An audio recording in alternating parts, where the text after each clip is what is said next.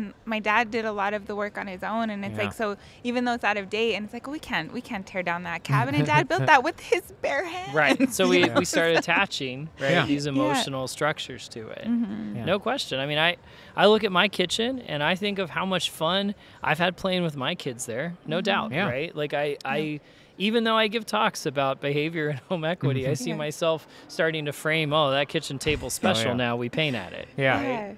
Like that countertop, I remember I hid under there once when the pressure cooker exploded and there were bees all over the ceiling.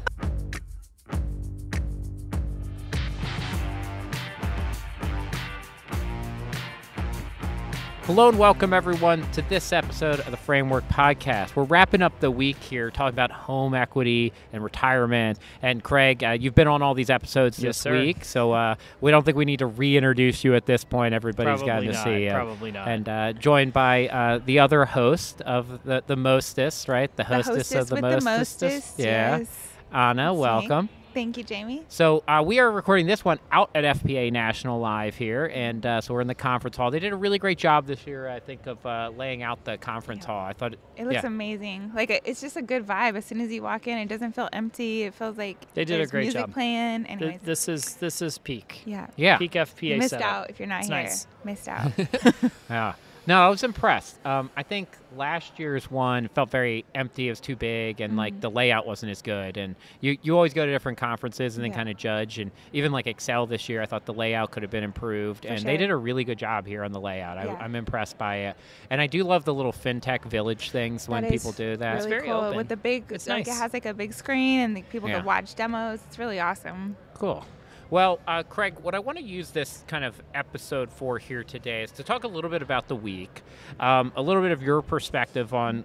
Sure. I'm actually a little bit of the behavioral side too of home equity, because you've presented a couple times even at FPA on this topic. I think last year at National. That was so much fun. Yeah, I really enjoyed that. Yeah, so I think spending a little time on that here would be good. Yeah. But what's been what's been maybe a takeaway you've had from this week as we've been kind of meeting with a bunch of different people, Shelly and Barry and Steve and others this week, and talk about home equity? What's kind of Wade? What's something that stuck out to you? I mean, I think the takeaway is, we have a very powerful asset in retirement for a certain subset of Americans that it works for. We should think about utilizing home equity in the retirement puzzle, especially as we have homes that really don't have a bequest motive to them, right? I think that's where you see the sweet spot. We talked about sequence of return risk. We talked about how having buffer assets can help with that risk. We talked about having cash efficient, withdrawal strategies or tax efficient, strategies out of a home, right? All that comes into play, and I really think the end game is that home equity remains a viable asset for the right family as part of their retirement couple. Yeah. Well, let's talk about advisors here when it comes to this too, because most of our listeners are in the advisory world. Sure. Where do you think some of the hurdles have been from an advisor perspective of kind of incorporating home equity more into their planning? Because I mean, this, and probably a lot of advisors listening, maybe they talk about refinance or maybe they help with buying a home, but that's probably usually as far as they go in the conversations.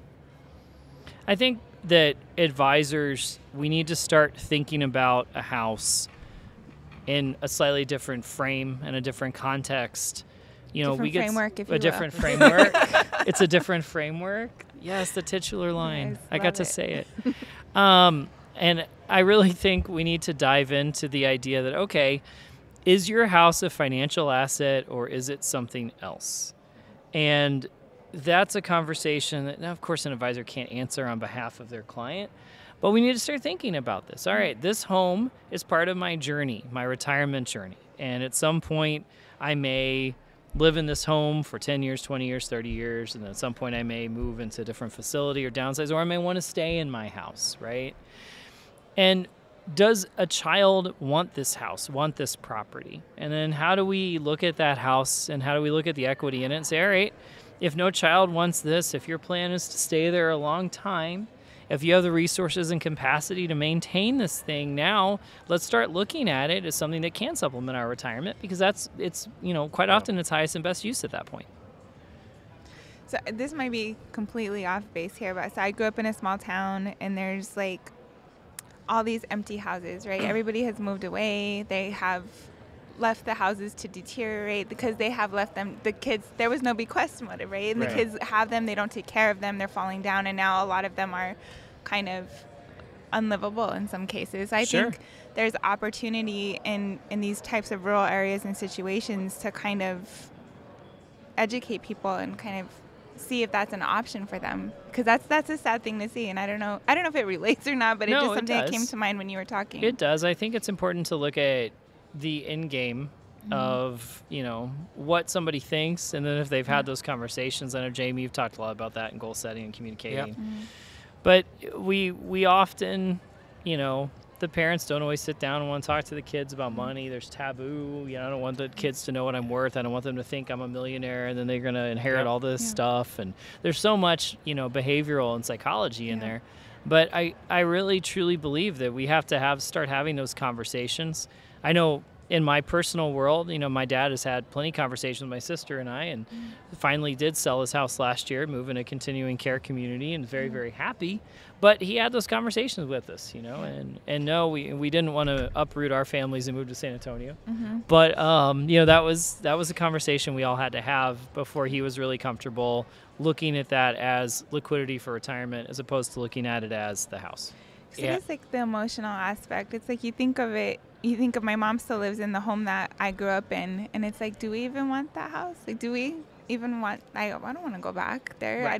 Does my brother want to stay there? And I don't think he does. So, but we haven't had those tough conversations, you know? Yeah, and those ones are like, because I know that you had a lot of love for where you grew up too, though, Ana, right? But I do. You don't always want to go back to live in that home, even though you loved it, right? But it's big and it's expensive to maintain, and my dad did a lot of the work on his own, and it's like, so even though it's out of date, and it's like, oh, we can't tear down that cabin, and Dad built that with his bare hands. Right. So we started attaching these emotional structures to it. No question. I mean, I look at my kitchen and I think of how much fun I've had playing with my kids there. No doubt, right? Like I even though I give talks about behavior and home equity, I see myself starting to frame, that kitchen table's special now. We paint at it. Right?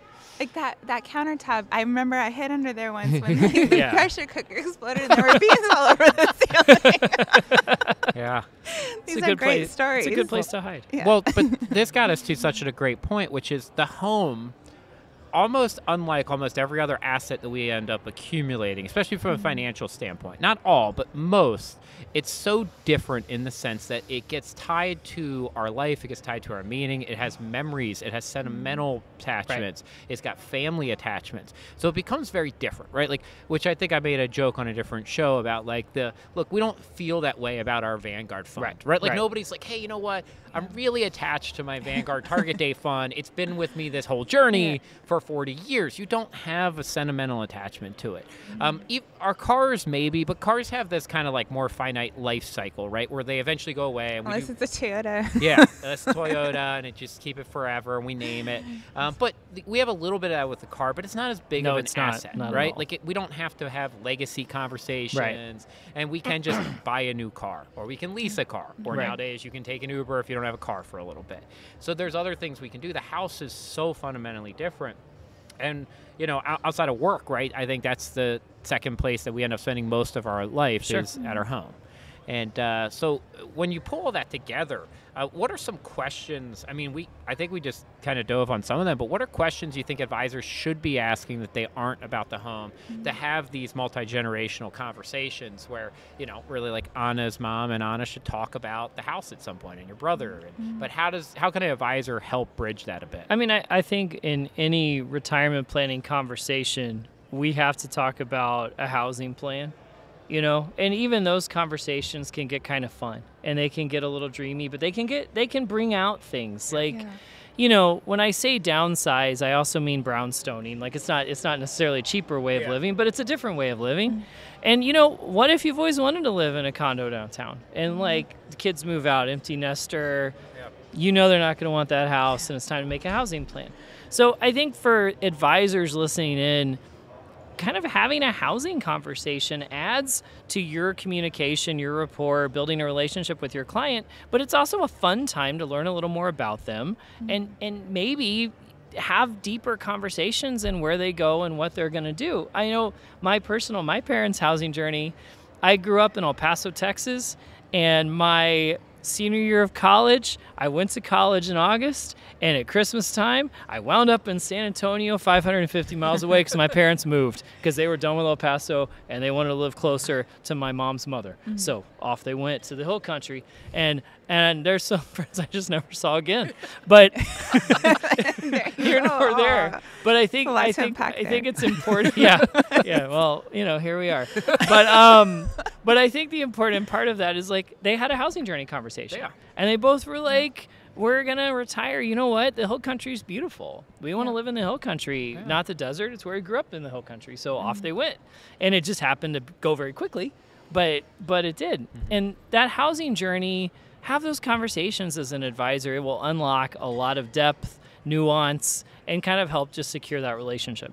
And one thing we talked about yesterday was that difficulty, like you said, your undergraduates have difficulty with difficult conversations and tough conversations. But I said I don't think that's unique to undergraduates. So I think, what if advisors don't have the capacity or the skill set? Like, who do you recommend they partner with or pair with to kind of have those conversations?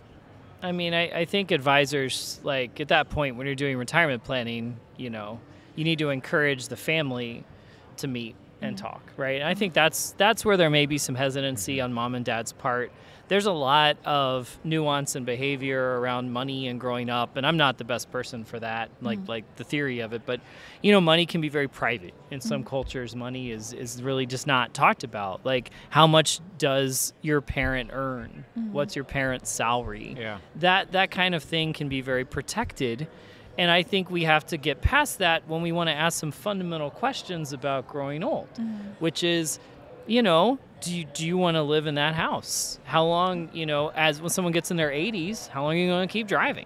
Yeah. Right? Like, these are conversations that financial advisors need to sort of encourage their clients to have, because if they have the conversations, it's going to lead to better outcomes.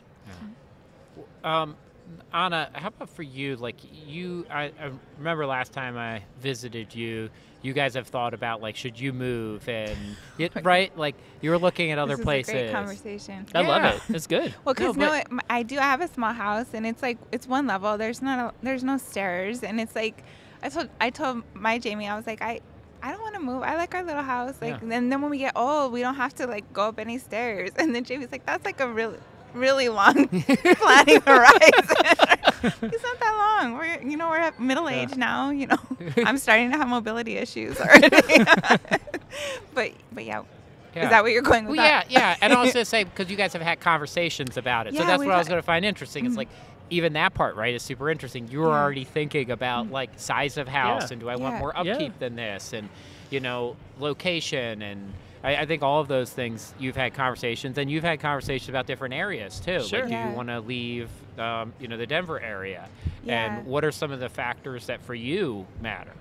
Yeah, no, for us, because we don't have kids, so like that notion of we don't need to burden anybody. It feels like a burden for us to be like, okay, well, we're gonna leave our house because whoever in our culture, whoever we leave it to, is gonna feel obligated to keep it and keep it up or do whatever, and so.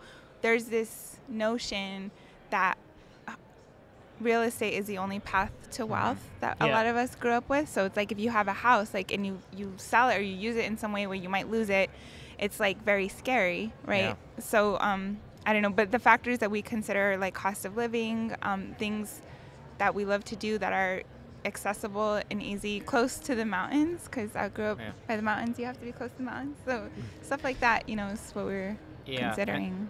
And thanks for sharing. And I know that different cultures view houses differently. And I had a really interesting conversation recently with Jack Campbell and Dr. David Roney about, multi-generational wealth and leaving a legacy. And, the Black community in America all have stories about property, right, that grandparents had, houses that they had and lost, and it felt like this. I mean, it shouldn't just say felt like, but it was this really big loss of wealth that kind of occurred through abuses in banking system and legal system and all different types of aspects. And so, like, you approach it differently. And I think some communities take it a little bit more for granted that they'll get a house and they'll own a house, and then some it's viewed very much like you have to protect the house, right? And then to your point, does that then become a burden on the next generation who really actually might not want it?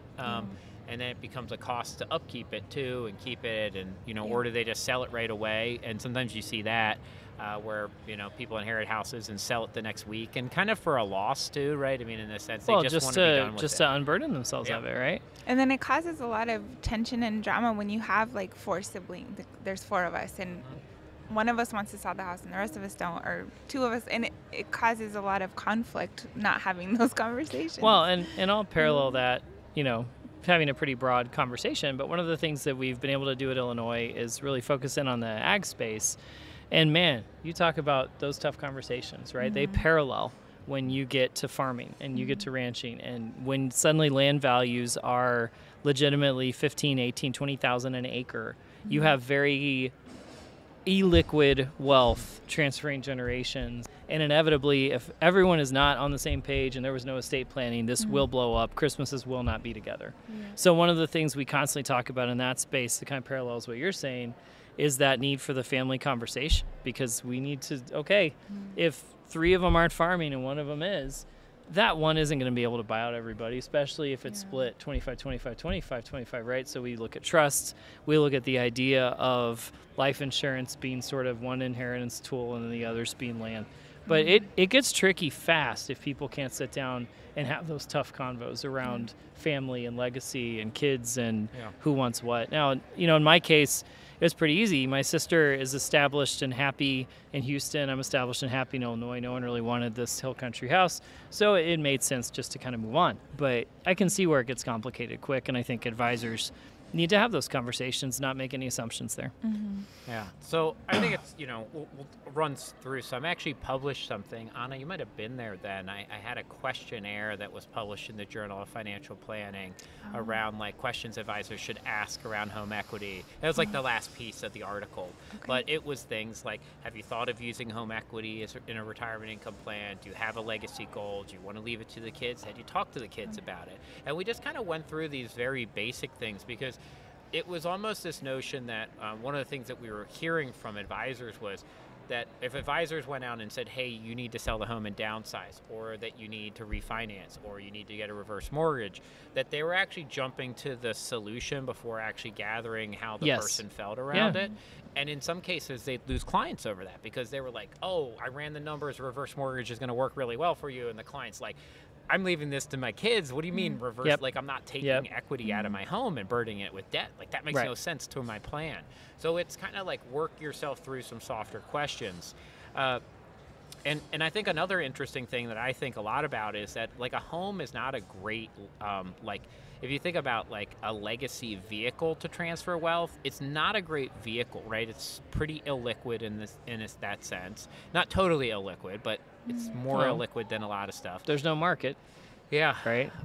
So there's no specialist buying it. Yeah. And the other thing is that, like, the step up and basis rules are kind of interesting. So sometimes it could be good, but a lot of times you don't need that, right, with a house, because you have your kind of $500,000 of tax exclusion on gain. Most houses end up being covered by that. So it's actually not a great vehicle to leave, because you actually probably should sell it while you're still alive, and you already get take that advantage tax of benefits. that. Yeah. So I think, Craig, we'll try to tie it into some of the stuff then. We kind of went on some, though hopefully for advisors it's actually fairly useful information. But let's take it back to one of the other pieces, because we've got the housing organization that was at Illinois, and we had a couple of people on there too, talking about then how do you have this conversation with housing, and then almost like the liquidation conversation. So should it be a reverse mortgage? Should it be a downsizing? What are some of the other options, and how have you kind of approached that part of the tactical part once we get through more of that emotional one? Yeah, so I think from just sort of a conversation standpoint, somebody that wants to stay in their home, and the reverse mortgage can be a very powerful tool for wanting to stay in your home. We also look at reverse mortgages in a very financial planning and wealth management savvy way. We say, okay, maybe there is a conversion opportunity where you're going to roll a traditional into a Roth, and perhaps you want to get the full amount on that conversion. You don't want to pay the tax using those dollars, which is commonly what we would do. So you can look at home equity as a source to pay that tax. The other thing you can look at it is a big, wonderful, pretty cool hedge. Reverse mortgages are, once they're put in place, they're not cancelable, and other tens of lines of credit tend to be. So if we have a credit crunch, the reverse lines are going to stay open, and even if you're not borrowing anything, that line grows every year at those rates. And so you may have a line of credit against the house for $500,000, and suddenly that $500,000 is 40, and then that turns into 6, and so forth and so on. And then when you do need that hedge, the hedge has grown over time, right? And so that's also a really cool strategy. And I think, to that end, we look at those reverse options, and personally, from a wealth management standpoint, the reverse options give the consumer much more cash flow flexibility, because while you can pay it back, you don't have to pay it back. And if you look at a HELOC or you look at a home equity loan, those methods will require a payment back, right? So I think from a reverse standpoint, I need to increase cash flow. I want this line of credit. I want some optionality here. Yes, there's more cost up front. You're literally paying into an insurance pool, and that's why they stay open, right? So, you're going to pay into an insurance pool that helps protect the issuer of that debt, but it also allows you to get a product that's more secure. So you're paying more up front, no question. But you're going to wind up then with more security and flexibility down the line. That's why I like it for those planning strategies. Where I don't like it is if a consumer or client is having trouble keeping up the house. This is not going to help you with that. If the house, to some extent, you said earlier, things are starting to fall apart, you're starting to get some weather damage, you're having a hard time with all this, a reverse isn't going to fix that problem. It kicks the can down the street, and it actually gives you a bigger can, right? So we avoid that.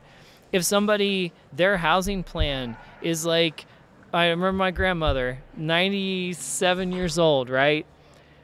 In my grandmother's time, she was born in 1905, and so she saw people in her life go to a nursing home and die, and so she always associated nursing homes with death.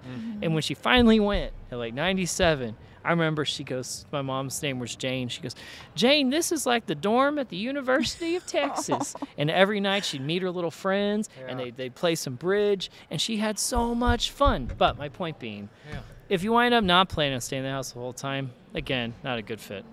Well, first of all, I think I've known you for 14-ish years now, or something like that, 13 years.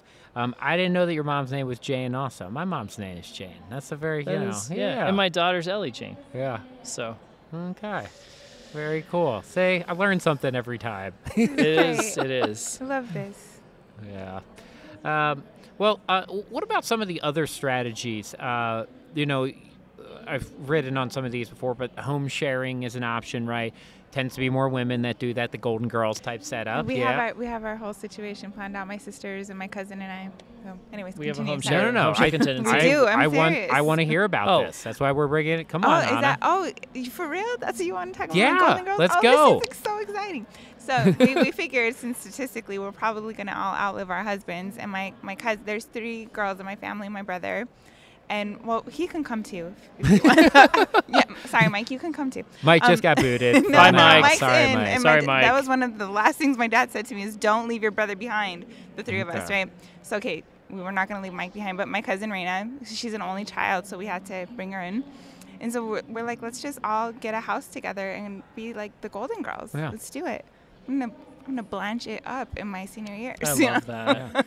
I think in a hot minute, if something happened to me, my sister-in-law and Sweet Liz would wind up in the same house. They get along very well, and I think that would work for them. Yeah. And I love your grandma's story, because I get that vibe from this place called, I think it's Morningside or Morningstar or whatever. It's by my house, and they just seem like they're having so much fun all the time, playing games, going on walks. I visited a few weeks ago, and I won a bingo. Oh, I've nice. never had more senior citizens look at me with disdain in my Yeah, life. just What are you doing whippersnapper. I came showed in up and here I won one. They do 10 rounds of bingo. Terrible. I won one of them. I got all the dimes.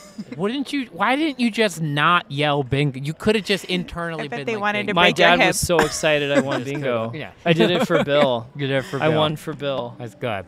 I'm glad Bill enjoyed it and just got to be like, that's my son. That's my son won bingo. How you feel with that, Blanche? I love it. Yeah. There's also an Always Sunny in Philadelphia episode where the two moms move in together, right? And then they pick up all the bad habits of the other one, Oh right? my goodness. It's such a good episode. It actually became part of the show, right? The two moms then live together. But interestingly enough about that one, I don't remember the stats anymore. It's been too long since I've looked at this. But there's like a couple million women actually in retirement that live with other women that are unrelated or family members in retirement. There are almost zero men. Men do not home share with, like, there aren't three guys that are like, you know what we're going to do? We're all going to pair up and live together. Like, they just don't do it. It's just super interesting. It's interesting. Yeah, Well, y'all should do it. At the Try thought to of try. home sharing, something inside me just like flinched. I was like, nope. Yeah. As soon as you were like, you could live with Jamie and Preston and just, It would Dr. just Preston Cherry it just- and Jamie Hopkins would- and Craig it Lemoine would all just, living like, together. Just oh my God, it would just be three men and a baby nonstop, or whatever. Right? just nonstop competitiveness. I would be like, I just want to make scrambled eggs, and it'd be like, yeah, your scrambled eggs are garbage. And I'd be like, but I just want to eat the eggs, and it'd be like, no, let me show you how to make the eggs better. And it would just be every breakfast would take an hour and a half, and then no one would clean. I'd be like, well, I cleaned that's last time. absolutely- Forget about it. No one would clean. No one would clean. That's why I'm excited to home share with my Yeah. sisters, because we all are gonna keep everything clean. Oh, We all have different cooking strengths, right? Yeah. Okay. Even though Yeah. I'm the best cook of the three of us. Oh, Yes. I love it. I am. Andrea's love the baker. it. I'm Okay. the Okay, chef, I and like Michelle that. likes Who's the our- candlestick maker? Probably Sorry, Michelle. I like that. I had to go there. That was good. Well, we got a couple minutes left, so we'll try to add one or two more pieces of value here while we're on the show, which obviously that was a valuable That was conversation. valuable. Home sharing. Yeah. We It's actually great. covered a topic with some like comedy mixed in We too. did. References to social things that are 30, 40 years old, but pretty We'll good. take it. We'll take Yeah. it. All right. So I think as we look at this whole picture, we spent this week talking about this topic. And I think sometimes people are like, well, why do you spend so much time on it? It is America's largest asset. Yes. Right? So, like, when we want to pause for a second, it's like the reason we spent a whole week on it is it's the largest asset. For most advisors' clients, it's their largest asset. In retirement, it is not only most Americans' largest asset, it's actually their largest cash outflow, too. Oh, is no still question. their home. Absolutely no So question. when you add all that up, it's a huge part. And I think you've seen me do this before. I used to do this when I would present at some places. I would go do this kind of fake legal presentation, right, where I would pick an advisor out and I would put them on trial, right, for not helping out a fictitious client correctly. And we always did the home equity one. And so we'll do that a little bit here because I miss doing that. So All I'm right, gonna, let's do it. Anna, would you like to be the judge and jury here? All right. Sure, I'm in. Okay. Okay. And Craig, you I'm are gonna going be the advisor. You're going to be the advisor. ready. All right. Everybody ready for Okay, this? let's do it.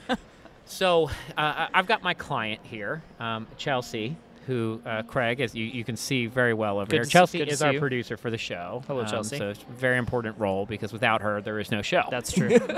And, this was Craig's client. She is now suing Craig. Oh, no, not I know. again. Right? I am her attorney, and I am, making sure that she gets Taking every this on. dime I'm that taking she that into deserves. account Okay. that He's Right. been All sued right. several All times. right. Yeah, several times, right? This is his MO, which I'm Yeah. allowed to bring in evidence of modus operandi, right? And okay, and so advisor Craig, Yes.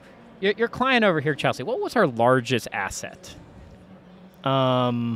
The one I managed? Yeah, the one you managed, Oh, right? yeah, your her asset. rollover. Yeah, Yeah, yeah, How much was that? $450. Okay. Well, actually, the last time I checked, Craig, if you could look at this documentation Sure. here, her house was about $750,000.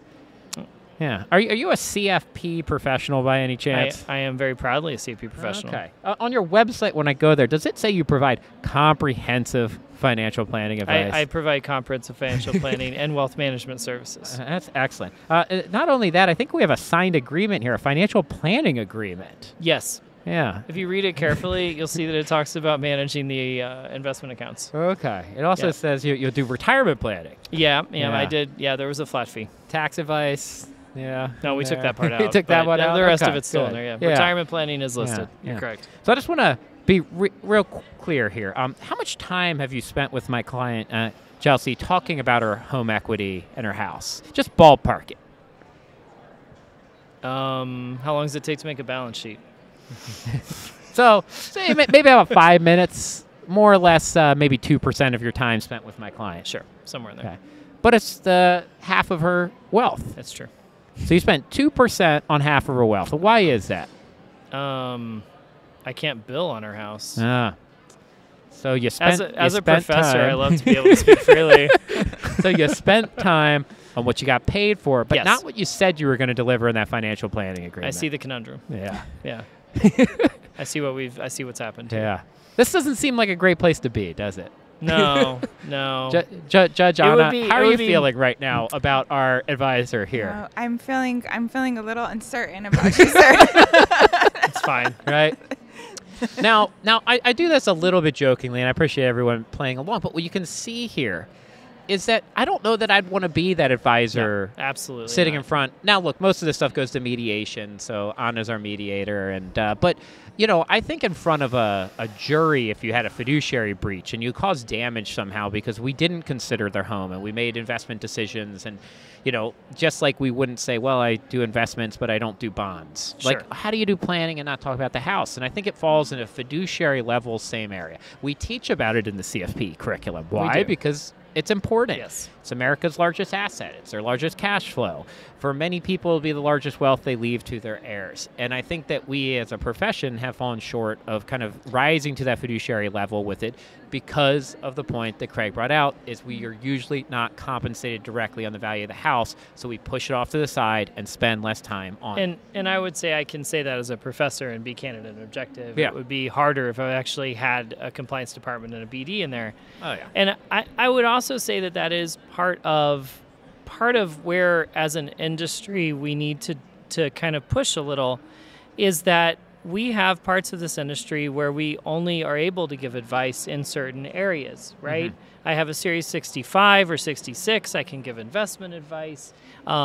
Perhaps I've got a CFA or a CLU, or I've got an insurance license and give insurance advice, right? So we piece together this regulatory framework and environment, but you have these glaring holes in Social Security and home equity where really, most RIAs are going to allow their advisors to talk in those areas, but when you get into the registered rep and investments in an insurance space, you may not be able to.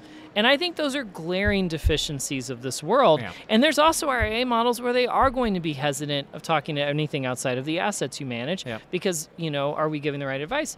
But Social Security and home equity, for most of America, that's what you got, man. And to not be able to talk about those things is really a disservice. Yeah. Or the other one is limit your scope. It's one thing I've talked about a lot. It's actually okay to say, look, I'm really good at life insurance, and so we do life insurance here. Sure. Or to say, look, we're really good at investment management. I think as soon as you start saying and putting on that comprehensive planner hat, though, you've got to be willing to go comprehensive. You've got to look at everything. And that's what you have now, that's essentially the promise you have now made to somebody, right, is that you're going to do that. There is nothing wrong, and in a fiduciary world, you absolutely can limit your scope. If you look at the legal and medical world, they very much limit their scope. Sure, of course they do. You don't go to an attorney that says, I'm a comprehensive attorney. No. They don't exist, right? Family doctors are probably the closest thing, but even they limit their scope and they send you out to other professionals. And that's okay.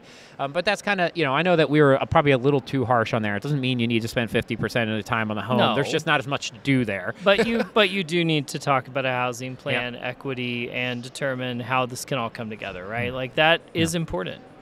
Ana, do you want to close us off this week with a last question?